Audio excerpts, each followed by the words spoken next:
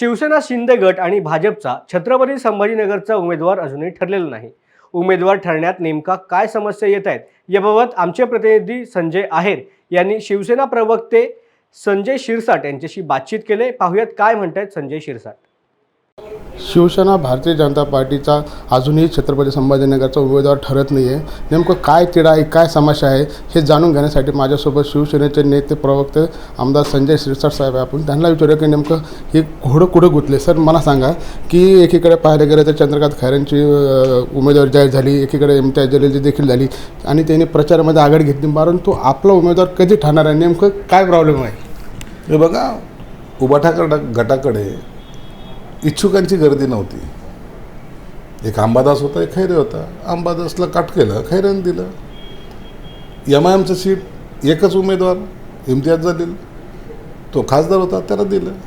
म्हणजे यांच्यामध्ये अशा स्पर्धा नव्हत्या किंवा कार्यकर्त्यांचा काय 4 कार्यकर्ते मागताय तिकीट असातला काही भाग नव्हता. परंतु आमच्याकडे जे काही उमेदवार मागणार आहे ते 4 लोक आहेत. मग 4 लोकांमध्ये चॉईस करणं किंवा त्यांच्याशी चर्चा करणं याला फक्त आमच्याकडे वेळ लागतो. कार्यकर्त्याची भावना समजून घेणं हा पक्षाच्या नेतृत्वाचं काम असतं आणि ते काम शिंदेसाहेब करत आहेत आणि ते केल्यामुळं हा विलंब आम्ही लावतो. आणि तसंही फॉर्म भरायला 23 तारखेपर्यंतचा टाईम आहे. उमेदवारी जाहीर जरी झाली तरी तुम्हाला उद्या जाऊन फॉर्म भरता येत नाही. तुम्हाला 19 तारखेनंतर फॉर्म भरायचा आहे. म्हणून असलेला कालावधी जेव्हा असतो त्या टायमाला सीट देताना, उमेदवारी देताना सगळ्या बाबी तपासून योग्य उमेदवाराला उमेदवारी देणं हे पक्ष नेतृत्वाचं काम असतं आणि म्हणून हा विलंब लागला. याच्यामध्ये कुठंही घोडं अडलं नाही आणि गाढवं अडलं नाही, म्हणून त्याची चिंता नाही. म्हणून आम्ही बिंदास आहोत आणि हा आता तिढा सुटेल. 1-2 दिवसामध्ये संबंधित एक तर यादी जाहीर होईल आणि किंवा संबंधित उमेदवाराला कामाला लागायला सांगितलं जाईल.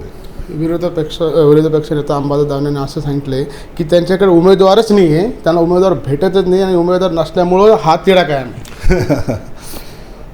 अंबादासला उबाठा गटाची काळजी करायला पाहिजे. आमची काळजी करू नका. आमच्याकडे उमेदवार आहेत, नाही आहेत, आणखीन कोण आमच्याकडे येणार आहेत उबाठा गटातून, याची चिंता तुम्ही नका करू. आमच्याकडे उमेदवार चांगले आहेत.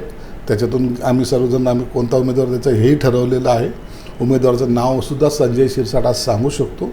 परंतु हे काही हे असतात, म्हणजे ज्याला आचारसंहिता म्हणा किंवा नेतृत्वाच्याकडे जे काही अधिकार असतात ते अधिकार आपण घेऊ नयेत असं मताने मी सांगितलं नाही. परंतु आता उबाठा गटामधले जिल्ह्यातलेच लोक किती आमच्याकडे येतात हे तुम्हाला 4-8 दिवसात दिसेल.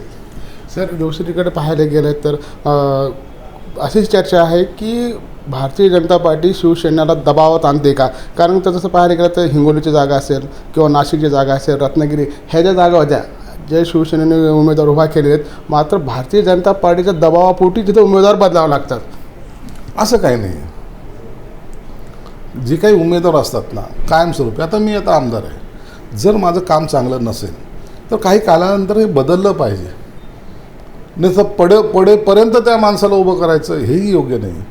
आपण उमेदवार बदलले याचा अर्थ जागा भाजपला सोडली असं नाही, तर त्या जागेवर इतर उमेदवाराला संधी दिली आणि म्हणून मग एखाद्याने एखादी निवडणूक लढवली तोच कायमस्वरूपी असला पाहिजे.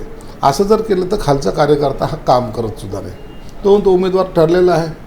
आता हे जोपर्यंत त्यांचं रामनाम सत्य होत नाही तोपर्यंत उमेदवार राहणार आहे. असं नसावं. तर उमेदवार हा तेवढ्या सक्षमतेने येणारी निवडणूक जिंकणारा सुद्धा असावा हा क्रायटेरिया असतो. म्हणून त्याची चिंता नसते. उमेदवार बदलला याचा अर्थ आम्ही इतर पक्षांना जागा दिल्या असं होत नाही. म्हणून आमचे जे आहेत ते स्टिकअप आहेत आणि हे निवडून येणारे सर्व उमेदवार आहेत.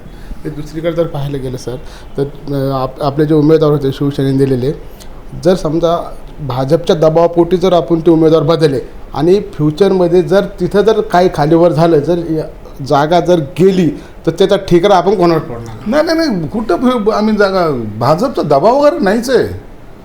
काही लोकांना असं वाटतं की भाजपचा दबाव आहे म्हणून काही उमेदवार बदल, असं नसतं कधी होत. आमचा दबाव आहे म्हणून भाजप उमेदवार बदलेल असं होतं का? नाही होत. राष्ट्रवादीवर आम्ही दबाव टाकला म्हणून उमेदवार बदलतील असं नाही.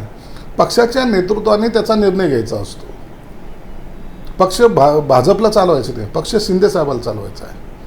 भाजपला भाजपचा पक्ष चालवायचा आहे, आम्हाला आमचा पक्ष चालवायचा आहे, राष्ट्रवादीला राष्ट्रवादीत चालवायचा आहे. म्हणून त्यांच्या बोलण्यावरून ह्यांनी ह्याच्या बोलण्यावरून पक्षामध्ये निर्णय घेतले जात नाहीत, एवढंच सत्य आहे. शिंदेसाहेब आजही निर्णय घेण्यामध्ये एकदम ठाम आहेत आणि जे लोक त्यांच्यासोबत गेले होते तिथं कोणतीही प्रकारची फूट पडणार नाही, हा आत्मविश्वास आहे का? नक्कीच नक्कीच. शिंदेसाहेब हे कार्यकर्त्याला कार्यकर्ता नाही तर कुटुंबातला सदस्य समजतात आणि म्हणून त्यांची काळजी ते करतात. त्यांची काळजी केल्यामुळं आम्हाला कुठेही त्रास होत नाही. आज जर पाहिलं तर आमच्या मतदारसंघामध्ये गेली 15 वर्षे मी आमदार आहे, परंतु ह्या 2 वर्षामध्ये जेवढी कामं झालीत ती अख्ख्या 12-13 वर्षात नाही झालीत. एवढं जर त्यांनी आम्हाला सांभाळतात. माझ्या मतदारसंघात कामं झाल्यामुळे माझा मतदार माझ्यावर खुश असतो आणि मतदार जेव्हा खुश होतो त्या टायमाला तुमचं भवितव्य चांगलं असतं. म्हणून आपण त्या माणसाने प्रत्येक आमदाराला, प्रत्येक खासदाराला तेवढं भरभरून दिलं आहे आणि मतदारसंघामध्ये त्याचा एक जी उंची आहे ती वाढवण्याचा प्रयत्न केला. यालाच नेतृत्व म्हणता. नसता पूर्वीचं नेतृत्व आम्हाला विचारतही नव्हतं. आले काय आणि गेले काय, इलेक्शन लढा, खोटं बोला आणि चालू द्या. हे प्रकार आता साथ थांबलेला आहे. सर, शेवटचा प्रश्न सांगतो की छत्रपती संभाजीनगरचा तिढा कधी सुटणार आणि उमेदवाराची घोषणा कधी होणार आणि शिवसेनाच लढणार का? ही जागा शिवसेनेची आहे, शिवसेना लढणार आहे. घोषणा कदाचित 1-2 दिवसात होईल, परंतु ही जागा शिवसेनेची हे कन्फर्म आहे. ही जागा भाजपकडे जाणार नाही आणि युती म्हणून भाजपचे कार्यकर्तेसुद्धा आमचं काम करतील. हे होते आमदार संजय शिरसाट यांनी स्पष्टपणे सांगितले की छत्रपती संभाजीनगरची जागा शिवसेनेची आहे आणि शिवसेनेत लढणार. येत्या 2 दिवसामध्ये इथला उमेदवार जाहीर होणार आहे. मी संजय आहेर, न्यूज अनकट, छत्रपती संभाजीनगर.